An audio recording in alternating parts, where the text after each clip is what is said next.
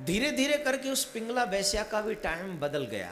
एक दिन वो बहुत सुंदर थी तो लाइन लगी रहती थी उसके मिलने वालों की, लेकिन आज जब टाइम गुजरा, उसका बुढ़ापा शुरू हुआ, तो जो लाली, जो काजल, जो श्रृंगार जवानी में उसे और सुंदर और खूबसूरत बनाता था, अब बुढ़ापे में उसे बदसूरत बनाता है। आप लोग माता बहन तो इस बात को बड़े ढंग से समझती होंगी, आपको तो सब मालूम ना है। जवानी में जितना श्रृंगार सुंदर लगता है, बुढ़ापे में उतना अच्छा लग सकता है? नहीं नहीं, इसको हंसने के लिए नहीं बोल रहा हूं, ये प्रैक्टिकल है और विशेष तौर पर ये जवान लोगों के लिए समझने वाली बात है। आज तुम जवान हो तो खूबसूरत दिखते हो, और जब बूढ़े हो जाओगे तब तुम अपनी बात क्यों करते हो? तुम तो अभी इंसान हो। जवानी में तो कुत्ते भी खूबसूरत लगते हैं। नहीं बजेगी ना ताली? हिम्मत नहीं है ना? क्या झूठ बोल रहे हैं? जवान कुत्ते को देखो, जवान बंदर को देखो, जवान सुअर के बच्चों को देखो, पशुओं को देखो। जवानी में पशु भी सुंदर लगते हैं, तो तुम सुंदर लग लिए तो कौन सी बड़ी बात है? बुढ़ापे में न तू सुंदर लगेगा न ये सुंदरता बाकी रहेगी। इसलिए जवानी का मिसयूज मत करना माय डियर, मिसयूज मत करना। Please choice right way, don't go wrong way. अगर गलत रास्ते पर चले गए तो जिंदगी बर्बाद हो जाएगी और जवानी तुझे कुर्बानी देने पर मजबूर कर देगी।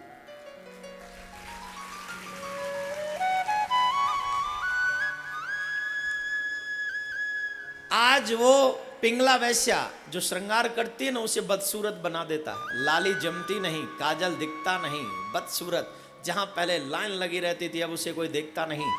एक दिन सुबह से लेकर शाम तक छज्जे पर किसी ग्राहक का आने का इंतजार करते रही, लेकिन कोई नहीं आया। अंधेरा हो गया, और जब अंधेरा हो गया तो बड़ी जोर जोर से वो रोने लगी, फूट फूट के रोने लगी। और अचानक से उसे याद आया कि इसमें गलती दुनिया की नहीं, गलती मेरी है। जितना मैं इस दुनिया के लिए सजी, अगर आधा टाइम भी मैं भगवान के लिए सज गई होती तो आज मुझे रोना न पड़ता, आज मुझे पछताना न पड़ता। हे मेरे भाई बहन, उसके बाद उसने दुनिया के लिए सजना बंद कर दिया और कन्हैया के लिए सजना प्रारंभ कर दिया। Can you believe this? कि वो ऐसी सजी कि आज वो पिंगला भागवत में सज गई, आज वो भक्तों की वाणी पर सज गई, आज वो भक्तों के श्रवणों में प्रविष्टित होती। जो पिंगला बुरा काम करती थी, जिसे नरक में जाना चाहिए था, मेरे भाई बहन, भगवान की शरणागति ग्रहण करने के बाद आज वो भागवत में एक सुंदर कथा बन गई। तो आप नहीं बन सकते क्या? हम तो पिंगला जैसे बुरे नहीं, तो हम लोगों का भी ठाकुर जी जिंदगी न संवार देगा। लेकिन कब संवारेगा? जब ठाकुर के लिए सजना शुरू कर देंगे, प्रारंभ कर देंगे, मेरे ठाकुर के लिए जीना शुरू कर देंगे, तो मेरा गोविंद आपका बेड़ा पार कर देगा।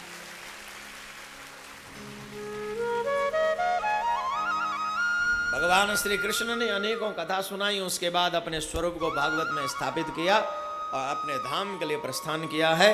बोलो कृष्ण कन्हैया लाल की जय। कलयुग का वर्णन, कलयुग के राजाओं का वर्णन, बहुत कथाएं हैं, कथा प्रसंग कहेंगे, बहुत समय लगेगा और आप बहुत व्यस्त जीव हैं, आपको जाना है जल्दी और हमको भी जाना है आज तो इसलिए थोड़ा समय का अभाव है। आइए, सर ढकेंगे सभी, शुरू से लेकर आखिर तक भागवत सुनेंगे। 7 दिन की कथा आप लोग सुने। बैठ जाइए पीछे भी। जो अब यहां से आगे और आरती तक बैठे रहेंगे सर ढककर, उन्हीं को 7 दिन का लाभ मिलेगा भागवत में। मात्र आज आप आराम से बैठेंगे तो 7 दिन का लाभ। आप बाहर जहां खड़े हैं वहीं बैठ जाइए, सर ढककर बैठ जाइए। अब तो आपके पास 7 दिन की कथा सुनने का लाभ है।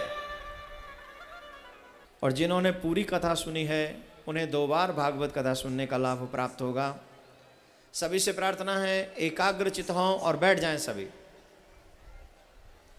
कोई भी नहीं खड़ा होगा, सभी बैठ जाएं, तभी भागवत प्रारंभ करेंगे।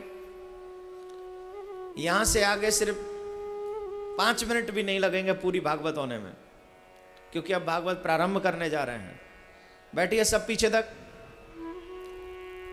कार्यकर्ताओं को छोड़ के कोई भी खड़ा ना रहे, सभी मेरे पीछे पीछे भागवत का प्रथम श्लोक उच्चारण करें।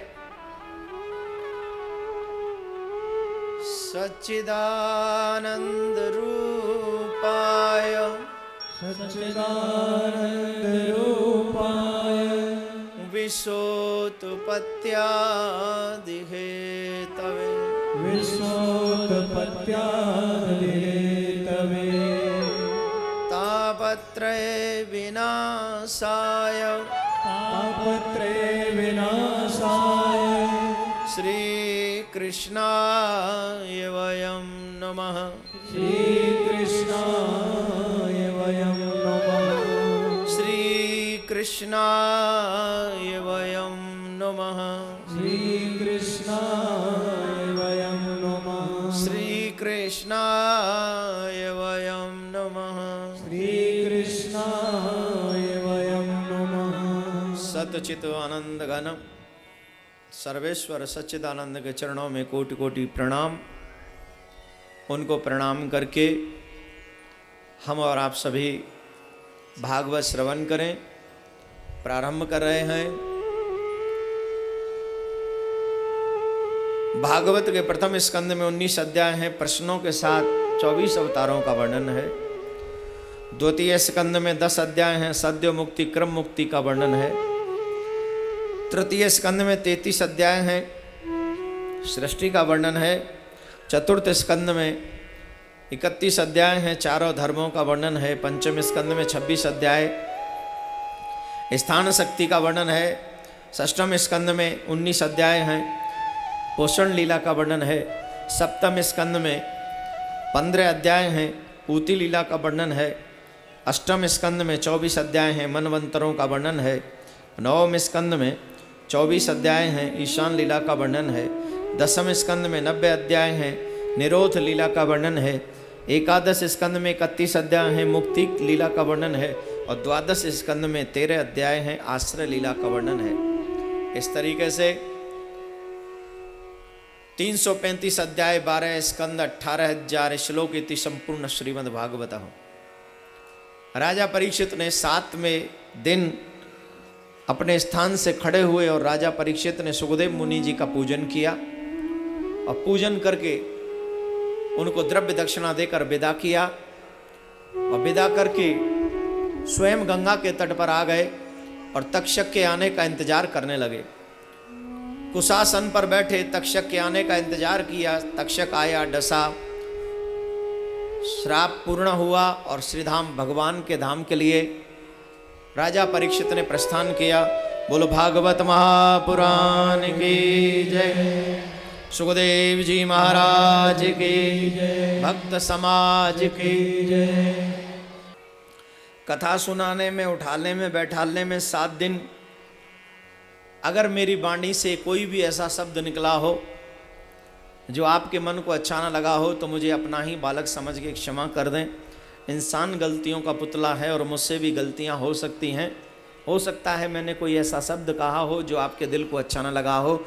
आप उसे याद न रखें, उसे क्षमा कर दें, क्योंकि मैं भी आपका बालक हूँ। दूसरी बात, इन 7 दिनों में अगर कोई मैंने अच्छी बात कही हो तो उसे जिंदगी भर कभी भूलिएगा मत, उसे जीवन भर याद रखना। और अगर आपने अपने उस जीवन में उसको अप्लाई कर दिया तो मैं आपसे वायदा करता हूं, प्रॉमिस करता हूं कि वही एक बात आपका बेड़ा पार कर देगी और कन्हैया से मिलने का कारण बन जाएगी। वही एक बात आपको कन्हैया से मिलने का मार्ग बनेगी। ये मेरा वायदा है आपसे। दूसरी बात एक और, जब मानव जीवन आता है तो हम पे 3 ऋण होते हैं, पितृ ऋण, दैविक ऋण और भूमि का ऋण। ध्यान से सुनना, वार्तालाप न करें। अभी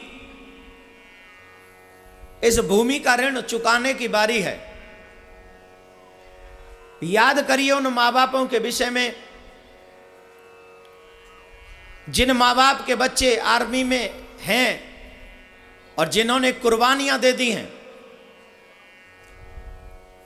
जिनके बच्चे शहीद हो गए हैं और जिनके एक एक ही बेटा था, वो लौट के आने वाला नहीं, अब उनकी गोद में कुछ रहा नहीं। लेकिन वो मां कहती है कि अगर मेरे कोख से एक और बच्चा जन्म लेता तो मैं उसे भी आर्मी में भेज देती, जो सेवा करता देश की। ये सिर्फ भारत की मां कह सकती है मेरे भाई बहन, कोई और नहीं कह सकती। लेकिन दुर्भाग्य से ये बात सिर्फ हम उन माओं के मुख से सुनते हैं जिन माओं के बच्चे शहीद हो गए। लेकिन हमारा क्या?